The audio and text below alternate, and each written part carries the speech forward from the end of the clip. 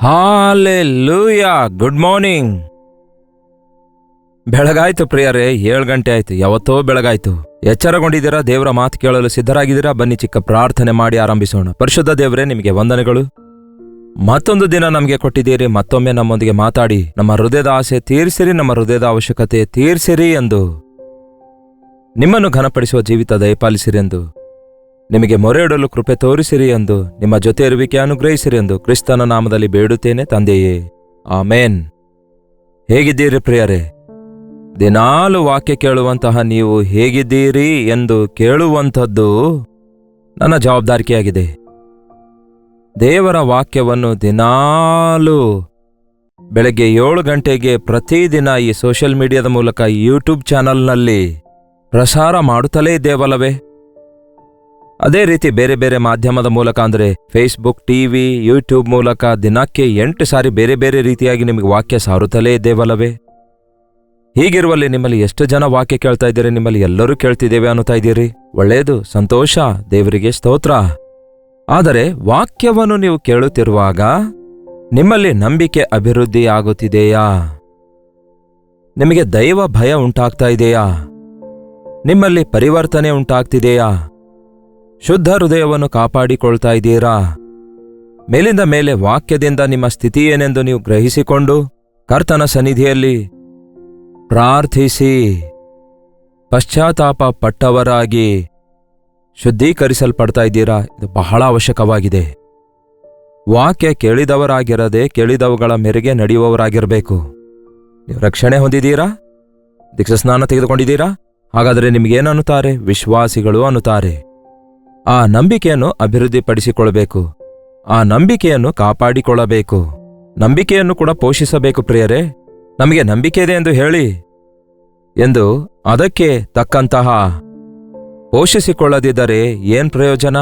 ನನಗೆ ಪ್ರಾಣ ಇದೆ ಅಂತ ಹೇಳಿ ಆ ಪ್ರಾಣ ಪೋಷಿಸಿಕೊಳ್ಳದಿದ್ರೆ ಏನ್ ಪ್ರಯೋಜನ ಹೇಳಿ? ಆ ಪ್ರಾಣಕ್ಕೆ ಅವಶ್ಯಕವಾದ ಆಹಾರ ಹಾಕಬಾರದು? ಹಾಗೆಯೇ ನಮ್ಮ ನಂಬಿಕೆಗೂ ಕೂಡ ಆಹಾರವಿದೆ.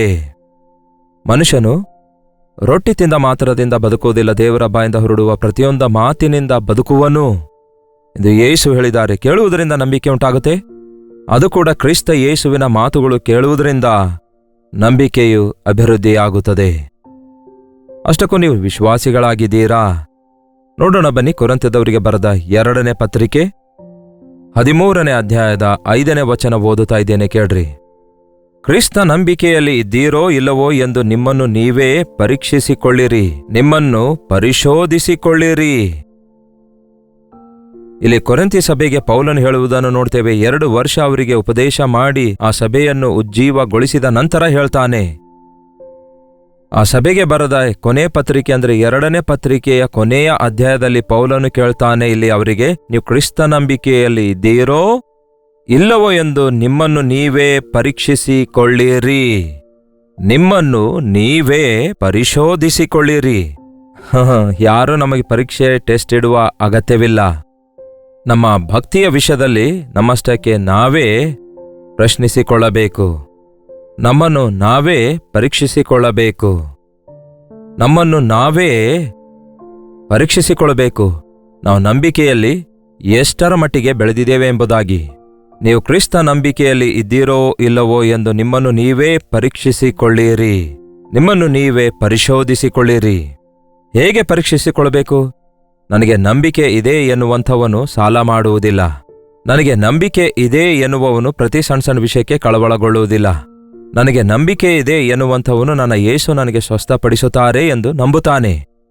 ನನಗೆ ನಂಬಿಕೆ ಇದೆ ಎನ್ನುವಂಥವನು ಯಾವುದಾದ್ರೂ ಅನ್ಯಾಯ ಎದುರಿಸುವಾಗ ಇಲ್ಲವೇ ಅವಮಾನ ಎದುರಿಸಬೇಕಾದಾಗ ತಕ್ಷಣವೇ ಲೌಕಿಕವಾಗಿ ರಿಯಾಕ್ಟ್ ಆಗೋದಿಲ್ಲ. ನನ್ನ ಕರ್ತನು ನನಗೆ ಸಹಾಯ ಮಾಡುತ್ತಾರೆ, ನನ್ನ ಕರ್ತನು ನನ್ನ ಪಕ್ಷದಲ್ಲಿದ್ದಾನೆ ಎಂದು ನಂಬುವಂಥವನು ಮೌನವಾಗಿರುತ್ತಾನೆ. ನಂಬಿಕೆ ಇರುವಾಗ ನೀವು ಅದನ್ನು ಕ್ರಿಯೆಯಲ್ಲಿ ತೋರಿಸಬೇಕು. ನನ್ನ ದೇವರು ಅತ್ಯಂತ ದೊಡ್ಡ ದೇವರೆಂಬ ನಂಬಿಕೆ ನಿಮಗಿರುವಾಗ, ನೀವು ಕೊರತೆಯಲ್ಲಿರುವಾಗ ನಿಮಗೆ ಯಾವ ದಿಗುಲಿರುವುದಿಲ್ಲ. ನಿಮಗೆ ನಿಮ್ಮ ದೇವರು ಅದ್ಭುತ ಮಾಡುವಾತನು ಎಂಬ ನಂಬಿಕೆ ನಿಮಗಿರೋದಾದರೆ ಈ ಕಷ್ಟದಲ್ಲಿ, ಈ ಬಾಧೆಯಲ್ಲಿ ನನಗೆ ಯಾರು ಬಿಡಿಸುತ್ತಾರೆ ಎಂದು ನೀವು ಅಳುವುದಿಲ್ಲ. ನಿಮ್ಮನ್ನು ನೀವೇ ಪರಿಶೀಲಿಸಿಕೊಳ್ಳಿರಿ. ಕಷ್ಟಕಾಲದಲ್ಲಿ, ವೇದನೆಯಲ್ಲಿ, ಹೋರಾಟಗಳಲ್ಲಿ, ಅವಮಾನಗಳಲ್ಲಿ, ನಿಂದೆಗಳಲ್ಲಿ, ಕೊರತೆಗಳಲ್ಲಿ ನೀವು ವಿಶ್ವಾಸಿಗಳಂತೆ ಪ್ರವರ್ತಿಸ್ತಾ ಇದ್ದೀರಾ? ಅವಿಶ್ವಾಸಿಗಳಂತೆ ಪ್ರವರ್ತಿಸ್ತಾ ಇದ್ದೀರಾ? ನೀವು ಕ್ರಿಸ್ತ ನಂಬಿಕೆಯಲ್ಲಿದ್ದೀರೋ ಇಲ್ಲವೋ ಎಂದು ನಿಮ್ಮನ್ನು ನೀವೇ ಪರೀಕ್ಷಿಸಿಕೊಳ್ಳಿರಿ, ನೋಡಿಕೊಳ್ಳಿರಿ. ಏನಂತೆ? ಏನು ಯೇಸು ಕ್ರಿಸ್ತನು ನಿಮ್ಮಲ್ಲಿದ್ದಾನೆ ಎಂಬುದು ನಿಮ್ಮನ್ನು ಕುರಿತು ನಿಮಗೆ ಚೆನ್ನಾಗಿ ತಿಳಿಯುವುದಿಲ್ಲವೋ? ಇಲ್ಲವಾದರೆ ಭ್ರಷ್ಟರಾದ್ರಿ. ಬೈಬಲ್ ಹೇಳ್ತದೆ, ಬಹಳಷ್ಟು ಜನ ಅಂತ್ಯಕಾಲದಲ್ಲಿ ಭ್ರಷ್ಟರಾಗ್ತಾರಂತೆ. ಅಂದರೆ ವಿಶ್ವಾಸಿಗಳೇ, ಅಂದರೆ ತಾವು ನಂಬಿರುವ ನಂಬಿಕೆಗೆ ವಿರುದ್ಧವಾಗಿ ತಿರುಗಿ ಬೀಳ್ತಾರಂತೆ. ಈಗ ಹೊಸ ಹೊಸ ರೀತಿಯ ವ್ಯಾಧಿಗಳು ಬರ್ತಾ ಇವೆ. ನಮ್ಮ ಜೀವಿತದಲ್ಲಿ, ಅಂದರೆ ನಮ್ಮ ಶರೀರದಲ್ಲಿರುವಂತಹ ಕೆಲವೊಂದು ನಮ್ಮ ಸೈನ್ಯ, ಅಂದರೆ ಆ ರೋಗಕ್ಕೆ ವಿರುದ್ಧವಾಗಿ ಕೆಲಸ ಮಾಡಬೇಕಾದಂತಹ ಸೆಲ್ಸ್ಗಳು ನಮಗೆ ವಿರುದ್ಧವಾಗಿ ಕೆಲಸ ಮಾಡ್ತಾವಂತೆ. ಏನೋ ಅಂಥವರಿಗೆ ಸಡನ್ನಾಗಿ ಅದಕ್ಕೆ ಏನೋ ಹೇಳ್ತಾರೆ, medical term, I don't know. ಕೇಳಿ ಪ್ರಿಯರೇ, ಅದಕ್ಕಾಗಿಯೇ ನಿಮಗೆ ಆ ವ್ಯಾಧಿಯಲ್ಲಿ ಇನ್ನು ನಿಮಗೆ ಸ್ವಸ್ಥತೆ ಆಗಲ್ಲ. ಸ್ವಸ್ಥತೆ ಮಾಡಬೇಕಾದ ಸೆಲ್ಸ್ಗಳೆಲ್ಲ ಬೇರೆ ಪಾರ್ಟಿಗೆ ಸೇರಿಕೊಂಡವು ಎಂದರ್ಥ. ನಿಮ್ಮ ವಿರೋಧಿಗಳೊಂದಿಗೆ ನಿಮ್ಮ ಪಕ್ಷದಲ್ಲಿ ಹೋರಾಡುವವರು ಸೇರಿಕೊಂಡ್ರೆ ಹೇಗಿರುತ್ತೆ ಅಲ್ಲವೋ? ಹಾಗೇ ಆಗುತ್ತೆ. ಈ ದಿನ ವಿಶ್ವಾಸಿ ಎಂದು ಹೇಳಿಕೊಳ್ಳುತ್ತಾ ವಿಶ್ವಾಸಿಗಳು ಅವಿಶ್ವಾಸಿಗಳೊಂದಿಗೆ ಸೇರಿಕೊಳ್ತಿದ್ದಾರೆ. ಅವಿಶ್ವಾಸಿಗಳಿಗಿಂತಲೂ ಹೀನ ಸ್ಥಿತಿಗೆ ಬಿದ್ದು ಹೋಗ್ತಿದ್ದಾರೆ. ವಿಶ್ವಾಸ ಭ್ರಷ್ಟರಾಗ್ತಾ ಇದ್ದಾರೆ. ಆ ಭ್ರಷ್ಟತ್ವ ಎಂಬ ಮಾತು ಎಷ್ಟು ಭಯಂಕರವಾಗಿದೆ ಗೊತ್ತಾ ಪ್ರಿಯರೇ? ದೇವರು ಬಿಟ್ಟಂಥವ್ರು ಭ್ರಷ್ಟರಾಗ್ತಾರೆ. ದೇವರನ್ನು ಬಿಟ್ಟಂಥವ್ರು ಭ್ರಷ್ಟರಾಗ್ತಾರೆ. ಮತ್ತು ದೇವರಿಂದ ಬಿಡಲ್ಪಟ್ಟಂಥವರು ಭ್ರಷ್ಟರಾಗ್ತಾರೆ. ಒಂದು ಹೊತ್ತಿನ ಕೂಳಿಗೋಸ್ಕರ ತನ್ನ ಚೊಚ್ಚಲ ಹಕ್ಕನ್ನು ಮಾರಿಕೊಂಡ ಏಸಾವನಂತಹ ಭ್ರಷ್ಟನಾಗಲಿ, ವ್ಯಭಿಚಾರಿಯಾಗಲಿ ನಿಮ್ಮಲ್ಲಿ ಯಾವನಾದರೂ ಇದ್ದಾನೋ ಎಂದು ನೋಡಿಕೊಳ್ಳಿರಿ ಎಂದು ವಾಕ್ಯ ಹೇಳುತ್ತೆ. ಯಾರು ಪ್ರಿಯರೇ ಏಸಾವನು? ಏಸಾವನು ಅಬ್ರಹಾಮನ ಮೊಮ್ಮಗನು. ತಾತನ ಆಶೀರ್ವಾದಗಳೆಲ್ಲ ಮೊಮ್ಮಗನಿಗೆ ಬರಬೇಕು. ತಾತನ ಆಸ್ತಿಯೆಲ್ಲ ಮೊಮ್ಮಗನೇ ಕೂತ್ಕೊಂಡು ಅನುಭವಿಸಬೇಕು. ಅಂತಹ ನಂಬಿಕೆಗೆ ಮೂಲ ಪಿತೃವಾಗಿರುವ ಅಬ್ರಹಾಮನ ವಂಶಕ್ಕೆ ಸೇರಿದವನಾಗಿದ್ದನು. ಇಸಾಕನಂತಹ ಪ್ರಾರ್ಥನಾ ವೀರನೂ ದೇವರಿಂದ ಆಶೀರ್ವದಿಸಲ್ಪಟ್ಟಿರುವಂತಹ ಇಸಾಕನಿಗೆ ಹುಟ್ಟಿದವನು ಚೊಚ್ಚಲ ಮಗನೂ ಆಗಿದ್ದನು. ಚೊಚ್ಚಲತನದ ಹಕ್ಕಿನ ಬೆಲೆಯನ್ನು ಪಕ್ಕಕ್ಕೆ ತಳ್ಳಿ ಹಾಕಿ, ಚೊಚ್ಚಲತನದ ಹಕ್ಕಂದರೆ ನಂಬಿಕೆಯಿಂದ ಸ್ವಾಧೀನ ಮಾಡಿಕೊಳ್ಳುವುದನ್ನು ಬಿಟ್ಟು ಕೇವಲ ಕಣ್ಣಿಗೆ ಕಾಣಿಸುವಂತಹ ಕೂಳಿಗಾಗಿ ತನ್ನ ಚೊಚ್ಚಲತನದ ಹಕ್ಕನ್ನು ಮಾರಿಕೊಂಡ. ಈ ದಿನ ವಿಶ್ವಾಸಿಗಳು ಹಾಗೆಯೇ ಭ್ರಷ್ಟರಾಗ್ತಿದ್ದಾರೆ. ವಿಶ್ವಾಸಿಗಳು ಲೋಕದಲ್ಲಿರುವ ಮನುಷ್ಯರ ಮೆಚ್ಚುಗೆ ಪಡೆಯುವುದಕ್ಕಾಗಿ, ಲೋಕದಲ್ಲಿರುವ ಮನುಷ್ಯರನ್ನು ಸಂತೋಷಪಡಿಸುವುದಕ್ಕಾಗಿ, ಸರ್ಕಾರ ಕೊಡುವ ಸವಲತ್ತುಗಳಿಗಾಗಿ ಅತ್ಯಾಸೆಪಟ್ಟು ಈ ದಿನ ನಂಬಿಕೆಯಲ್ಲಿ ಭ್ರಷ್ಟರಾಗ್ತಿದ್ದಾರೆ. ನಾವು ಕ್ರೈಸ್ತರಾಗಿದ್ದೇವೆ ಎಂದು ಹೇಳಲು ಸಂದೇಹ ಪಡಲಾರದಂತೆ ಯೇಸು ಕ್ರಿಸ್ತನನ್ನೇ ಬಿಟ್ಟು ಬಿಡ್ತಿದ್ದಾರೆ. ಎಷ್ಟು ಜನ ಈ ದಿನ ಬಹಿರಂಗವಾಗಿ ಯೇಸುವನ್ನು ತಿರಸ್ಕರಿಸುತ್ತಿದ್ದಾರೆ ಗೊತ್ತಾ? ಇನ್ನೆಷ್ಟೋ ಜನ ವಿಶ್ವಾಸಿಗಳೆಂದು ಹೇಳಿಕೊಳ್ಳುತ್ತಲೇ ಅಂತರಂಗದಲ್ಲಿ ಸ್ವಲ್ಪವೂ ಕೂಡ ನಂಬಿಕೆಯ ವಿಷಯದಲ್ಲಿ ಕಾರ್ಯ ಮಾಡದೆ ನಂಬಿಕೆಯಲ್ಲಿ ಕಳವಳಗೊಳ್ಳುತ್ತಾ ಇದ್ದಾರೆ. ಅವಿಶ್ವಾಸಿಗಳಿಗಿಂತಲೂ ನೀಚ ಸ್ಥಿತಿಗೆ ಬಿದ್ದು ಹೋಗ್ತಿದ್ದಾರೆ. ಪರೀಕ್ಷಿಸಿಕೊಳ್ಳಿರಿ. ಸ್ಲೋ ಪಾಯ್ಸನ್ ಅಂತೆ ನಿಮ್ಮ ನಂಬಿಕೆಯು ದಿನೇ ದಿನೇ ಅಲ್ಪ ವಿಶ್ವಾಸವಾಗಿ ಮಾರ್ಪಡುತ್ತಾ ಇದೆಯೇನೋ? ಸ್ವಲ್ಪ ಸ್ವಲ್ಪ ದೇವರಿಂದ ದೂರವಾಗ್ತಾ ಇದ್ದೀರೇನೋ? ಅದಕ್ಕೆ ದೇವರ ವಾಕ್ಯ ಉರಿತಿರುವ ಬತ್ತಿ ಚೆನ್ನಾಗುರಿಯುವಂತೆ ಕಿತ್ತಿ ಮೇಲೆ ಕೆತ್ತುತ್ತಾ ಇದ್ರು ಪೂರ್ವಕಾಲದಲ್ಲಿ. ದೀಪಗಳಲ್ಲಿ ಆ ದೀಪ ಚೆನ್ನಾಗುರಿಯಬೇಕಾದ್ರೆ ಬತ್ತಿಯನ್ನು ಸ್ವಲ್ಪ ಮೇಲೆ ಕೆತ್ತುತ್ತಾ ಇದ್ರು. ಅದಕ್ಕಾಗಿ ನಿಮ್ಮ ನಂಬಿಕೆ ತಣ್ಣಗಾಗಬಾರದೆಂದು ದೇವರ ವಾಕ್ಯದಿಂದ ನಿಮ್ಮ ನಂಬಿಕೆಯನ್ನು ಹುರಿದುಂಬಿಸುತ್ತಾ ಇದ್ದೇವೆ, ಪ್ರೇರೇಪಿಸುತ್ತಿದ್ದೇವೆ. ಎಷ್ಟು ಜನ ನಿಮ್ಮನ್ನು ನೀವು ಪರೀಕ್ಷಿಸಿಕೊಳ್ತಾ ಇದ್ದೀರಿ? ನನ್ನಲ್ಲಿ ಎಲ್ಲಾದರೂ ಅಪನಂಬಿಕೆಯ ಆಲೋಚನೆ ಬಂದಿದೆಯಾ? ಎಲ್ಲಾದರೂ ನನ್ನಲ್ಲಿ ಅಪನಂಬಿಕೆಯ ಸ್ವಭಾವ ಕಾಣಿಸಿಕೊಂಡಿದೆಯಾ ಎಂದು ನಿಮ್ಮನ್ನು ನೀವೇ ಪರೀಕ್ಷಿಸಿಕೊಳ್ಳಿರಿ. ನಂಬಿಕೆಯಲ್ಲಿ ಭ್ರಷ್ಟರಾಗಲಾರದಂತೆ ನೋಡಿಕೊಳ್ಳಿರಿ. ನೀವು ಭ್ರಷ್ಟರಾಗದಂತೆ ಯೇಸು ಕ್ರಿಸ್ತನು ನಿಮ್ಮಲ್ಲಿದ್ದಾನೆ ಎಂದು ನೀವು ತಿಳಿದಿದ್ದೀರಲ್ಲವೋ? ಕ್ರಿಸ್ತನು ನಿಮ್ಮಲ್ಲಿದ್ದಾನೋ? ಕ್ರಿಸ್ತನಿಲ್ಲದವನು ಭ್ರಷ್ಟನು, ಶಾಪಗ್ರಸ್ತನು. ಕ್ರಿಸ್ತನ ಆತ್ಮ ಇಲ್ಲದವನು ಶಾಪಗ್ರಸ್ತನಾಗಿದ್ದಾನೆ. ಯೇಸುವಿನಲ್ಲಿ ನಂಬಿಕೆ ಇಟ್ಟು ಮತ್ತೆ ಆತನನ್ನು ಬಿಟ್ಟಂಥವರು ನಂಬಿಕೆಯಲ್ಲಿ ಭ್ರಷ್ಟರಾಗಿದ್ದಾರೆ. ನಿಮ್ಮನ್ನು ನೀವೇ ಪರಿಶೀಲಿಸಿಕೊಳ್ಳಿರಿ. ಇನ್ನು ಮುಂದೆ ಏನ್ ಹೇಳ್ತಾನೆ ನೋಡಿ, ಏನು ಯೇಸು ಕ್ರಿಸ್ತನು ನಿಮ್ಮಲ್ಲಿದ್ದಾನೆ ಎಂಬುದು ನಿಮ್ಮನ್ನು ಕುರಿತು ನಿಮಗೆ ಚೆನ್ನಾಗಿ ತಿಳಿಯುವುದಿಲ್ಲವೋ, ಗೊತ್ತಿಲ್ಲವೋ? ಆತನು ನಿಮ್ಮಲ್ಲಿಲ್ಲದಿದ್ದರೆ ನೀವು ಅಯೋಗ್ಯರೇ, ನಾವಂತೂ ಅಯೋಗ್ಯರಲ್ಲವೆಂದು ನಿಮಗೆ ಗೊತ್ತಾಗುವುದೆಂಬುದಾಗಿ ನಿರೀಕ್ಷಿಸುತ್ತೇನೆ. ನೀವು ಕೆಟ್ಟದೇನು ಮಾಡಬಾರದೆಂದು ನಾವು ದೇವರನ್ನು ಪ್ರಾರ್ಥಿಸುತ್ತೇವೆ. ಎಷ್ಟರ ಮಟ್ಟಿಗೆ ಪೌಲನ ಆಕಾಂಕ್ಷೆಯಾಗಿದೆ ಎನ್ನುವುದಾದರೆ, ನಾನು ನಿಮಗಾಗಿ ಪ್ರಾರ್ಥನೆ ಮಾಡ್ತಿದ್ದೇನೆ, ನೀವು ಭ್ರಷ್ಟರಾಗಬಾರದೆಂದು, ನೀವು ವಿಶ್ವಾಸಹೀನರಾಗಬಾರದು ಎಂಬುದಾಗಿ. ನೀವು ವಿಶ್ವಾಸ ಭ್ರಷ್ಟರಾಗಬಾರದೆಂದು ನಿಮ್ಮನ್ನು ನೀವೇ ಪರೀಕ್ಷಿಸಿಕೊಳ್ಳಿರಿ. ನಿಮ್ಮನ್ನು ನೀವೇ ಏನ್ ಹೇಳ್ತಾನೆ? ನಿಮ್ಮನ್ನು ನೀವೇ ಪರಿಶೋಧಿಸಿಕೊಂಡು ನೋಡಿರಿ ಅನ್ನುತ್ತಾನೆ. ನಂಬಿಕೆಯಲ್ಲಿ ಭ್ರಷ್ಟರಾಗಬೇಡಿರಿ, ಯೇಸುವಿನ ಪ್ರೀತಿಯನ್ನು ಮರೆಯಬೇಡಿರಿ. ನಿಮಗೋಸ್ಕರ ನಾನು ಪ್ರಾರ್ಥಿಸುತ್ತಿದ್ದೇನೆ, ಪ್ರಾರ್ಥಿಸುತ್ತಲೇ ಇದ್ದೇನೆ ಎಂದು ಮೇಲಿಂದ ಮೇಲೆ ಪೌಲನು ಹೇಳ್ತಾನೆ. ನಿಜವೇ ಈ ದೇವರ ವಾಕ್ಯ ಕೇಳುವ ನೀವೆಲ್ಲರೂ ನಂಬಿಕೆಯ ವೀರರಾಗಬೇಕೆಂದು, ನಂಬಿಕೆಯಲ್ಲಿ ದೇವರನ್ನು ಮಹಿಮೆಪಡಿಸುವಂತಹ ಜೀವಿತವನ್ನು, ಅದ್ಭುತ ಮಹತ್ಕಾರ್ಯಗಳನ್ನು ಅನುಭವಿಸುವಂತಹ ಜೀವಿತವುಳ್ಳವರಾಗಿರಬೇಕೆಂದು ಬಯಸುತ್ತೇನೆ. ನಂಬಿಕೆ ನಮಗೆ ಶಕ್ತಿ ಕೊಡುತ್ತೆ, ನಂಬಿಕೆ ನಮಗೆ ಬಲ ಕೊಡುತ್ತೆ. ನಂಬಿಕೆಯಿಂದ ಅಸಾಧ್ಯವಾದ ಕಾರ್ಯಗಳನ್ನು ನಾವು ಸಾಧ್ಯವಾಗಿ ಮಾಡಿಕೊಳ್ಳುತ್ತೇವೆ. ನಂಬಿಕೆಯ ವಿಷಯದಲ್ಲಿ ಸಾಸಿವೆ ಕಾಳಷ್ಟು ನಂಬಿಕೆ ನಿಮಗಿದ್ದರೆ ಬೆಟ್ಟ ಕಿತ್ಕೊಂಡೋಗಿ ಸಮುದ್ರದಲ್ಲಿ ಧುಮುಕು ಅಂದರೆ ಧುಮುಕುತ್ತದೆ ಎಂದು ಯೇಸು ಹೇಳಿದಾರಲ್ಲವೇ? ನಮ್ಮ ನಂಬಿಕೆ ಚಿಕ್ಕದಾಗಿದ್ದರೂ ಅದು ಬಲವಾಗಿಯೂ ಪರಿಪೂರ್ಣವಾಗಿಯೂ ಇರೋದಾದರೆ, ಯೇಸುವಿನ ಮೇಲೆ ನಾವು ನಂಬಿಕೆ ಇಡುವುದಾದರೆ ಯಾವುದೇ ಶೋಧನೆಗೆ ನಾವು ದಿಗಿಲು ಪಡುವ ಅವಶ್ಯಕತೆ ಇರಲ್ಲ. ಪ್ರಕೃತಿ ವಿಕೋಪಗಳಾಗಲಿ, ಶರೀರದ ಅನಾರೋಗ್ಯಗಳಾಗಲಿ, ಅನೇಕ ಸಾರಿ ನಮ್ಮನ್ನು ಶೋಧಿಸುವುದಕ್ಕಾಗಿ ಸೈತಾನನು ತರುವಂತಹ ನಾನಾ ವಿಧವಾದ ಬಲಹೀನತೆ, ನಿರುತ್ಸಾಹಗಳ ನಿಮಿತ್ತ ಈ ದಿನ ಬಹಳಷ್ಟು ಜನ ತಮ್ಮ ನಂಬಿಕೆಯನ್ನು ಕಳೆದುಕೊಳ್ತಿದ್ದಾರೆ. ಅದಕ್ಕೆ ಕಾರಣ ಲೋಕದ ವಿಷಯಗಳಿಂದಲೇ ನಿಮ್ಮ ಹೃದಯವನ್ನು ತುಂಬಿಸಿಕೊಳ್ತಾ ಇದ್ದೀರಿ. ಲೌಕಿಕವಾದ ವಿಷಯಗಳನ್ನೇ ನೀವು ಆಲೋಚಿಸುತ್ತಾ ಇದ್ದೀರಿ. ಕಣ್ಣಿಗೆ ಕಾಣಿಸುವವುಗಳ ಮೇಲೆ ನೀವು ನಂಬಿಕೆ ಇಡ್ತಾ ಇದ್ದೀರಿ ಹೊರತು ನಿರೀಕ್ಷಿಸುವವುಗಳ ವಿಷಯದಲ್ಲಿ ನಿಜವೆಂದು ತಿಳಿಯುವುದೇ ನಂಬಿಕೆಯಾಗಿದೆ ಎಂದು ಅರ್ಥಕೊಂಡಿದ್ದೀರಾ? ಕಾಣಿಸುವ ಶತ್ರುಗಳನ್ನು ನೋಡ್ತಾ ಇದ್ದೀರಿ, ಆದರೆ ನಿಮ್ಮ ಹಿಂದೆ ಅದೃಶ್ಯವಾದ ಹಸ್ತ ನಿಮ್ಮ ಸಂಗಡ ಇದೆಯೆಂದು, ನಿಮ್ಮ ಪರವಾಗಿ ತನ್ನ ಕಾರ್ಯಗಳನ್ನು ನೆರವೇರಿಸುವ ದೇವರಿದ್ದಾರೆಂದು ನೀವು ನಂಬಲಿಕ್ಕಾಗ್ತಾ ಇಲ್ಲ.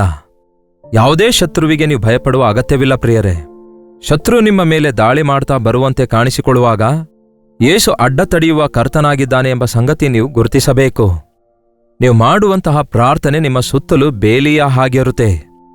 ನೀವು ಕರ್ತನಾದ ಯೇಸು ಕ್ರಿಸ್ತನ ಶಿಲುಬೆಯಲ್ಲಿ ಇಟ್ಟಿರುವಂತಹ ನಂಬಿಕೆ ನಿಮಗೆ ಯೇಸು ಕ್ರಿಸ್ತನ ರಕ್ತ ಕವಚದ ಹಾಗಿರುತ್ತೆ. ಬಹಳಷ್ಟು ದೊಡ್ಡ ಗಣ್ಯರು, VIPsಗಳು ಬುಲೆಟ್ ಪ್ರೂಫ್ ಜಾಕೆಟ್ ಹಾಕಿಕೊಳ್ತಾರೆ, ಬುಲೆಟ್ ಪ್ರೂಫ್ ಕಾರಲ್ಲಿ ಹೋಗ್ತಾರೆ. ಕಾರಣ, ಯಾರಾದರೂ ಅವರಿಗೆ ಗುರಿಯಿಟ್ಟು ಗುಂಡಿಟ್ರೂ ಕೂಡ ಅದು ಅವರಿಗೆ ಹಾನಿ ಮಾಡಲಾರದೆ ಇರುವುದಕ್ಕಾಗಿ.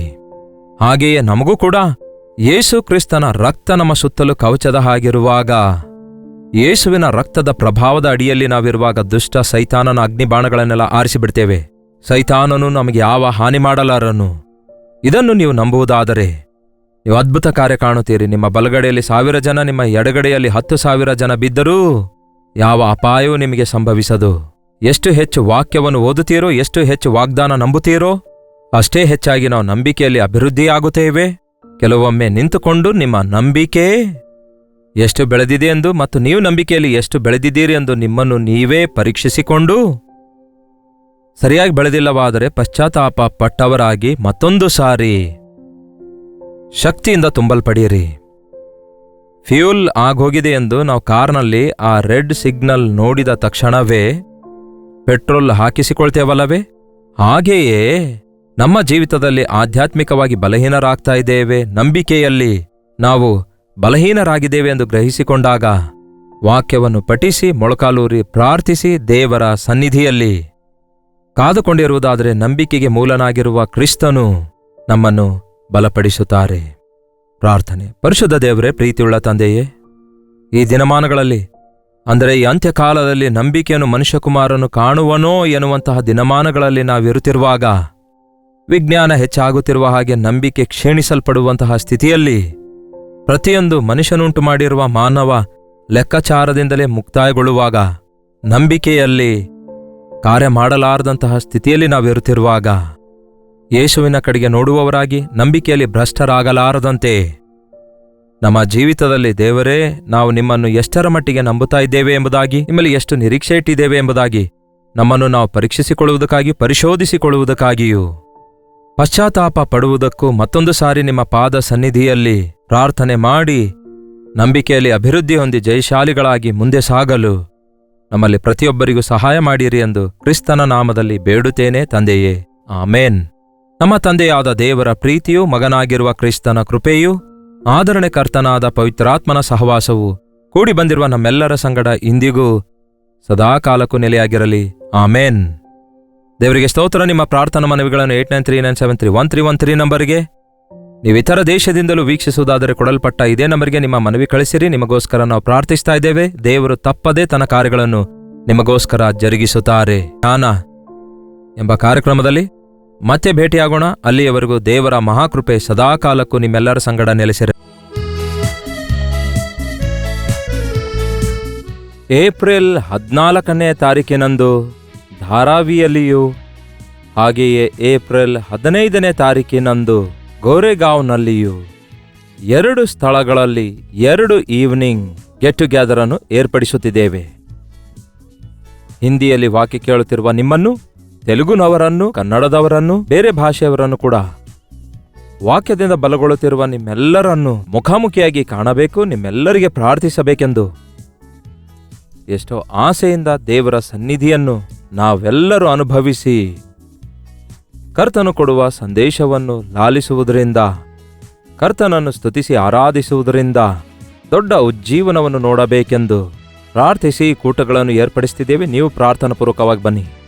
ಗಮನಿಸಿ ಪ್ರಿಯರೇ, ಏಪ್ರಿಲ್ 14ನೇ ತಾರೀಕಿನಂದು ಧಾರಾವಿಯಲ್ಲಿ ಮಾರ್ನಿಂಗ್ ಸ್ಟಾರ್ ಸ್ಕೂಲ್ನಲ್ಲಿ ಸಂಜೆ 6 ಗಂಟೆಯಿಂದ ರಾತ್ರಿ 10 ಗಂಟೆಯವರೆಗೂ ಈ ಗೆಟ್ ಟುಗೆದರ್ ಒಂದು ಸೆಷನ್ ಆಗಿ ಏರ್ಪಡಿಸಲಾಗಿದೆ.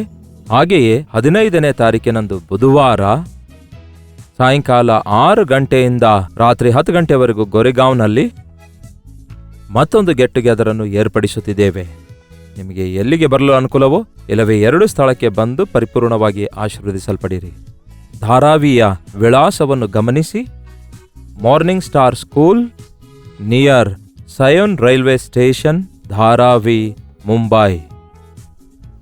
ಏಪ್ರಿಲ್ 14ನೇ ತಾರೀಕಿನಂದು ಸಂಜೆ 6 ಗಂಟೆಯಿಂದ ರಾತ್ರಿ 10 ಗಂಟೆಯವರೆಗೂ. ಇನ್ನೂ ಈ ವಿಷಯದ ಹೆಚ್ಚಿನ ಮಾಹಿತಿ ಬೇಕಾದರೆ ಕೊಟ್ಟಿರುವ QR ಕೋಡ್ ಸ್ಕ್ಯಾನ್ ಮಾಡಿರಿ, ಇಲ್ಲವೇ ಕೆಳಗೆ ಕೊಡಲ್ಪಟ್ಟಿರುವ ನಂಬರ್ಗಳಿಗೆ ಕಾಲ್ ಮಾಡಿ ವಿವರ ತಿಳಿದುಕೊಳ್ಳಿರಿ. ಹಾಗೆಯೇ ಏಪ್ರಿಲ್ 15ನೇ ತಾರೀಕು ಗೋರೆಗಾಂವ್ನಲ್ಲಿ ಮಹಾರಾಷ್ಟ್ರ ವಿದ್ಯಾ ಹಾಲ್, ಮೋತಿಲಾಲ್ ನಗರ್, ಗೋರೆಗಾಂವ್ ವೆಸ್ಟ್, ಮುಂಬೈ. ಅಲ್ಲಿಯೂ ಸಾಯಂಕಾಲ 6 ಗಂಟೆಯಿಂದ ರಾತ್ರಿ 10 ಗಂಟೆವರೆಗೂ ಊಟ ಇರುತ್ತೆ. ಬನ್ನಿರಿ. ಮುಖಾಮುಖಿಯಾಗಿ ನಿಮ್ಮನ್ನು ಕಾಣಲು, ನಿಮಗೋಸ್ಕರ ಪ್ರಾರ್ಥಿಸಲು ಒಂದು ಅವಕಾಶ ಕಲ್ಪಿಸಿಕೊಡಿ. ಈ 2 ದಿನಗಳ ಗೆಟ್ ಟುಗೆದರ್ ಕೂಟ ಏರ್ಪಡಿಸುತ್ತಿದ್ದೇವೆ ಎಂಬ ವಿಷಯ ಜ್ಞಾಪಕದಲ್ಲಿಟ್ಟುಕೊಂಡು ನೀವು ಬನ್ನಿರಿ. ನಿಮ್ಮ ಸ್ನೇಹಿತರನ್ನು ಕೂಡ, ಆಪ್ತರೆಲ್ಲರನ್ನು ಆಹ್ವಾನಿಸಿರಿ. ಅತ್ಯಧಿಕವಾದ ಆಶೀರ್ವಾದ ಹೊಂದಿಕೊಳ್ಳಿರಿ. ತಪ್ಪದೇ ಬರ್ತೀರಲ್ಲವೇ?